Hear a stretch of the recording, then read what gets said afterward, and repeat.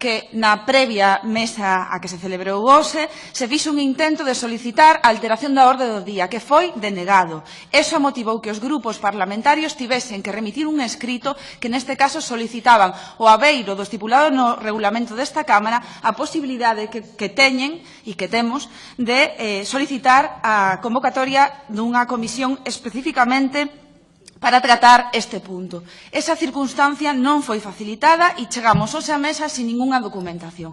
Esa é a realidade e a documentación se remitiu posteriormente aos grupos cando xa se tiña iniciada esta sesión. Esa é a realidade e, polo tanto, pedimos que non se minta sobre o que acontece nos órganos da Cámara. Isto é así. E saben os deputados e deputadas e, por suposto, os que integran a mesa desta comisión, que a mesa deste Parlamento, da que tamén formo parte, non ten potestade sobre as decisións das mesas das comisións. E, se non, estudiemos o regulamento da Cámara, que nos viría a todos bastante ben. Con relación ao que ten que ver co debate que estamos a dar.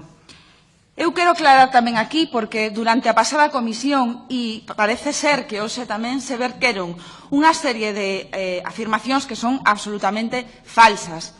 Os grupos parlamentarios da oposición, como se acaba de trasladar, en ningún momento vetamos as propostas do Partido Popular ou nos negamos ás comparecencias que propuña o Partido Popular. Tendo en conta que esta comisión foi convocada por 3 grupos parlamentares que se puseron de acordo a esas prerrogativas que parece ser que estipula o regulamento, pero que logo non son respetadas pola maioría desta Cámara, entendíamos que éramos nos os que tiñamos que trasladar unha serie de propostas, pero que evidentemente o grupo mayoritario desta Cámara ten todo o dereito do mundo a trasladar esas propostas e que estas sexan respetadas. Non vetamos absolutamente ningunha comparecencia. Tampouco, nin siquiera os grupos solicitamos exactamente as mesmas comparecencias. Unha falsidade, porque no caso do grupo de En Marea, particularmente optamos por solicitar unhas comparecencias, neste caso, moito máis centradas na representación tal vez de traballadores ou de persoas a título individual e non solicitamos, por exemplo, os comparecentes que viñeron esta mañá nesta Cámara. Por lo tanto, rogaría que non se mentise sobre as solicitudes ou os plans de traballo dos grupos parlamentarios. Con independencia desto, é indiferente xa, porque eu teño que agradecer tamén aquí a disponibilidade dos 2 grupos da oposición, que, como xa se explicou aquí, por 3 veces acordamos unha reducción dos nosos plans de traballo, pese a ter solicitado nos esta comisión, en aras de chegar a un acordo e que houbese unha utilidade real na que se contemplasen mediante a proporción de información e as propias comparecencias a diversidade de opinións que hai acerca da situación da sanidade pública, que, por suposto, nos consideramos que non pasa por un bo momento, pero que entendemos que tamén é obvio que hai diversas opinións e que estas deberán ser escoitadas. Hoxe vimos a facer aquí un chamado, un último chamado á democracia nesta comisión e nesta Cámara. Eu, como deputada e como vicepresidenta deste Parlamento, pero tamén, sobre todo, por suposto, como cidadá, me sinto profundamente avergoñada de que neste Parlamento, de que nesta Cámara se negue que persoas poidan comparecer, persoas afectadas polos recortes en sanidade, neste caso, tanto traballadores e traballadoras da sanidade pública como, por suposto, galegas e galegos que sufren as listas de agarda, a mala praxe, os recortes, a ausencia de persoal suficiente indicada por parte das actuacións da Xunta de Galicia nos últimos 10 anos e que se lle negue que podan comparecer nesta Cámara. Eu me sinto profundamente avergoñada desta actitude antidemocrática.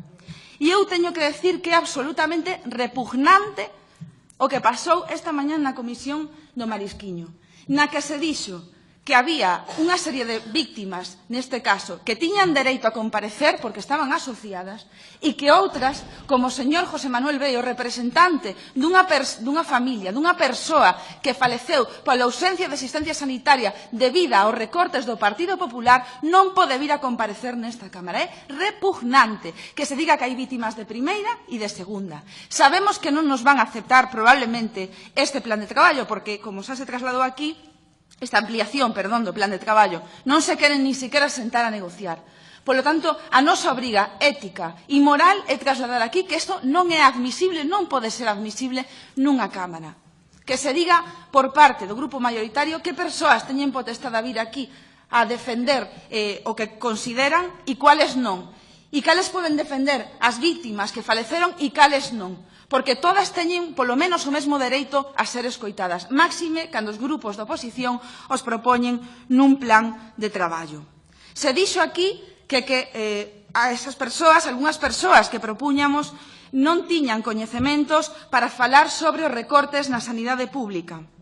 Preguntámonos quen expide eses carnés de persoas expertas para falar da sanidade pública. Que estudios hai que ter para vir a comparecer ao Parlamento? Que categoría profesional hai que ter que vir para poder comparecer no Parlamento? Preguntámonos para que serve ese mantra de que este Parlamento é a casa de todas e todos cando despois se lle nega ás persoas que poidan vir a comparecer aquí, profesionais da sanidade pública, persoas afectadas, persoas que consideran estes tres grupos da oposición que queren escoitar nesta mesa. Quen ten a potestade de vetalas? Eu, personalmente, e o meu grupo renegamos dun Parlamento concebido de unha maneira clasista para indicar quen pode vir e quen non pode vir porque non ten categoría suficiente a comparecer nesta Cámara e restringir a posibilidade a unha elite decidida por parte do Partido Popular de persoas que teñen a capacidade, identidades que teñen a capacidade de vir comparecer a esta comisión e, polo tanto, rexeitamos a mofa. Unha mofa que se vai evidenciar nun sainete esta mesma tarde na que na Comisión do Marisquiño pode vir a comparecer o señor imputado Félix Rubial e non pode vir a comparecer nesta comisión.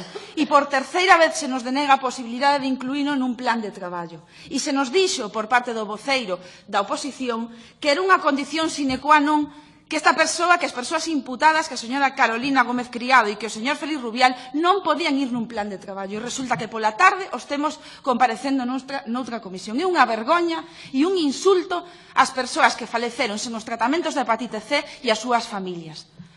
Porque, evidentemente, con expensas do que aconteza co xuízo, que pode ser que estas persoas sexan condenadas ou pode ser que non, evidentemente, hai unha consideración política e hai un respeto que se merecen a plataforma de hepatite C, as persoas afectadas, as familias, os grupos da oposición e esta Cámara. É unha vergoña, é unha absoluta vergoña. E eu creo, ademais, que é unha provocación. Unha provocación para decirnos aos grupos da oposición que non podemos facer nada, que hai que humillarnos, como dixemos na anterior convocatoria desta comisión, que dá igual que consigamos pedir a comisión, porque o que se vai facer despois é imposibilitarnos que ninguén poda vir aquí a someterse ao control democrático dos deputados e deputadas dos grupos da oposición. Hoxe imos estar nesa comparecencia, obviamente, pero eu quería decir aquí, e, dende logo, polas propostas que fixemos en relación a eso que, ademais, forma parte do propio título desta comisión, que nos parece totalmente inadmisible e un insulto. Hoxe o que facemos é, xa, como se trasladou aquí, a enésima proposta de reducción do plan de traballo, entendendo que a escolla que fixemos de maneira xenerosa entre os tres grupos da oposición intenta representar todos os sectores que nos parecían relevantes, máis afectados ou máis plurais por todas as medidas que se tomaron en materia de sanidade pública pola Consellería nos últimos 10 anos. Persoas que, como se dixo aquí, non representan únicamente ao sentir destes tres grupos da oposición, sino que políticamente se atopan en lugares moi dispares. Entendemos que o mesmo dereito que as propostas que fixo, por suposto, o Partido Popular, o mesmo dereito para os grupos da oposición. Entendemos que, se hoxe isto nin tan sequera se vai ter en conta, como parece que vai acontecer, o que se produce é a evidencia palmaria de que o único que se quería era impedir que a xente poidera comparecer aquí e que, dende logo, se intentou dende o primeiro minuto, acelerando as comparecencias, impedindo incluso falar aos grupos da oposición co grupo maioritario para negociar o máis mínimo e expedindo carnés de quen pode vir e quen non pode vir segundo os criterios de non sei que democracia do grupo maioritario desta Cámara. Polo tanto, nós, obviamente, queremos que se reconsidere esta actitude que mostra o grupo maioritario desta Cámara, que entendemos que non é democrática e denunciamos o que está a acontecer nesta Cámara. Gracias, señor Núñez Centeno.